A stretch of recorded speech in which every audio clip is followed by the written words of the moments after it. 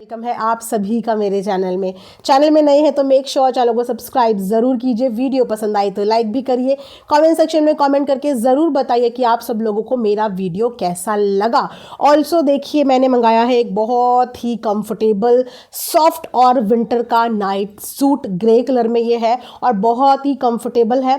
तो अगर आपको ये पसंद आ रहा है तो इसका लिंक मैं इसी वीडियो के कॉमेंट सेक्शन में पिन कर दूंगी। ऑल्सो मैंने अपने लिए एक ब्लैक कलर का शॉल भी लिया है, अगेन जो लेंथ वाइज भी बहुत अच्छा है, कंफर्टेबल भी है और इस तरीके से इसमें नीचे जो है 3 मल्टी कलर के भी पैटर्न है। जो शॉल है इसमें इस तरीके से टेक्सचर प्रिंट का काम हुआ है, तो आप ये भी बाय कर सकते हैं। इसमें भी 2 से 3 कलर्स अवेलेबल हैं but black is my personal favourite, तो इसीलिए मेरा हाथ और मेरी नज़र ब्लैक पे ही जाती है।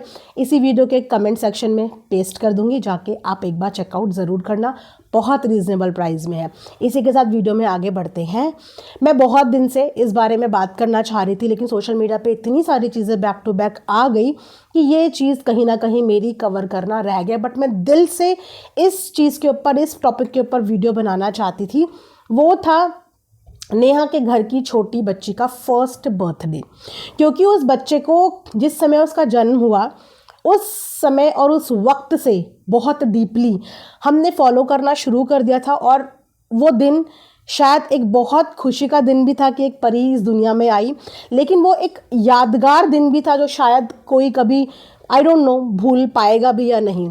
तो उस बच्चे के बर्थडे के लिए मुझे एक डेडिकेटेड रिएक्शन बनाना था, लेकिन मैं ऑन टाइम नहीं बना पाई। बट बिलेटेड हैप्पी बर्थडे, सोचा कि चलो रिएक्शन बनाना तो ज़रूर बनता है। तो यहाँ पे इस बार फर्स्ट बर्थडे आया है था बेबी गर्ल का, और फर्स्ट बर्थडे उन्होंने मनाया है घर पे। अब उनके बर्थडे घर पे मनाने के बाद जिस दिन ऑडियंस को ये बात पता चली कि बर्थडे घर पे मन रहा है, मैं कमेंट सेक्शन के कमेंट चेकआउट कर रही थी क्योंकि मुझे उस समय पे रिएक्शन देना था। तो लोगों के वहाँ पे मिक्स्ड कमेंट्स हैं। किसी का कहना ये था कि पहला बर्थडे और आप घर पे मना रहे हो, किसी का कहना ये था कि बहन का बर्थडे पे तो इतना खर्चा किया था बाहर, लेकिन बेटी के बर्थडे के टाइम पे आप लोगों ने घर पे ही सेलिब्रेशन कर दिया। कोई कह रहा था कि लगता है आउट ऑफ बजट हो गए, इसीलिए ग्रैंड फंक्शन नहीं कर पा रहे हैं।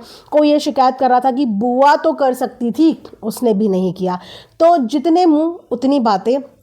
लेकिन जब मैंने दोनों हस्बैंड वाइफ का वीडियो देखा, यानी कि बच्ची के पेरेंट्स का वीडियो देखा, और जो जस्टिफिकेशन उन्होंने दिया मैं उससे कंप्लीटली अग्री करती हूँ। सबसे पहली बात, उन्होंने एक लॉजिकल बात बोली कि छोटा बच्चा है वो इरिटेट हो जाता है बर्थडे फंक्शन में। जिस बच्चे का वो दिन है, अगर उस दिन वही बच्चा इरिटेट रहे, वही रोता रहे, तो फिर उसका स्पेशल मोमेंट तो गाइज खराब ही हो गया ना। क्योंकि बर्थडे के दिन सबसे ज़्यादा जो चीज़ मैटर करती है वो करती है बच्चे का कंफर्ट और बच्चे की खुशी। लेकिन आप कितने लाखों खर्च कर दो बच्चे की बर्थडे पार्टी में और उसके बाद बच्चा वो पार्टी एंजॉय भी ना कर पाए, वो क्रैंकी रहे, वो परेशान रहे, तो फिर ऐसी पार्टी को देख के मन दुखी होता है कि लाखों खर्च करने के बाद भी हम अपने बच्चे के चेहरे पर वो मुस्कुराहट नहीं लेके आ पाए। दूसरी बात उन्होंने बताई कि उसकी तबीयत भी थोड़ी सी अप डाउन चल रही थी। और तीसरी बात जो सबसे बेस्ट थी कि जो खर्चा उन्होंने उस पार्टी पर लगाया वो अमाउंट उन्होंने एक बहुत अच्छी जगह इन्वेस्ट किया है। आज मैंने उनका गिफ्ट ओपनिंग का व्लॉग भी देखा, जहां पे एग्जैक्टली उन्होंने बताया कि जो पैसा हम उसके बर्थडे पार्टी में लगाने की प्लान कर सकते थे या कर रहे थे, वो पैसा हमने उसके लिए गोल्ड चैन लेके यहाँ पे इन्वेस्ट करा है। इसे कहते हैं स्मार्ट इन्वेस्टमेंट। एक्चुअली ये बात बिल्कुल 16 आने सच है। First birthday, second birthday, third birthday तक बच्चों को कुछ याद ही नहीं रहता। उनको पता ही नहीं होता कि हमारे पेरेंट्स ने हमारे फर्स्ट बर्थडे पे कौन सा ग्रैंड फंक्शन किया था। समझदारी बच्चे को 2-3 साल के बाद आने लगती है, जब उसको पता चलता है कि ओ बर्थडे का ये मीनिंग होता है। जब उसके खुद के फ्रेंड्स उस पार्टी में आने लगते हैं, जब वो खुद उस मोमेंट को एंजॉय करने लगता है, हंसने लगता है, डांस करने लगता है, तब एक्चुअली में वो एक सेलिब्रेशन होता है बच्चे के लिए। वरना अगर 1-2-3 साल के बच्चे का सेलिब्रेशन करते हो तो वो बच्चे के लिए नहीं होता, वो अपनी ही खुद की गैदरिंग हो जाती है। वो अपना ही खुद का सेलिब्रेशन हो जाता है, बच्चे का नहीं होता। नाम बच्चे के बर्थडे का हो जाता है बट बेसिकली वो अपना खुद का ही सेलिब्रेशन हो जाता है। तो यस, ये भी मुझे काफ़ी लॉजिकल चीज़ लगी कि आपने जो है बर्थडे का प्लान किया है, लेकिन जब करोगे, जब वो थोड़ी सी समझदार हो जाएगी और चीज़ों को समझने लगेगी। गिफ्ट अनबॉक्सिंग व्लॉग में हमें ये भी पता चला कि बेटी की बुआ ने भी उनको गोल्ड के छोटे छोटे ईयररिंग्स गिफ्ट में दिए हैं।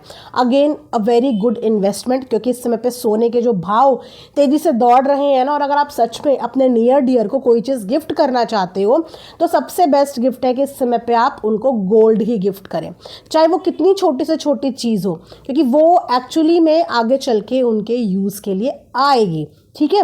अब अगर कुछ लोग उनको बजट के लिए क्रिटिसाइज़ कर रहे थे कि पैसे ख़त्म हो गए, पैसे नहीं होंगे, ये नहीं होगा, तो इसमें भी कोई बड़ी बात नहीं है। इंसान को उतने ही पैर पसारने चाहिए जितना उसके पास हो, राइट। और उन्होंने इससे पहले उसका जो वो था, एक और फंक्शन था, वो बहुत ग्रैंड लेवल पे किया था।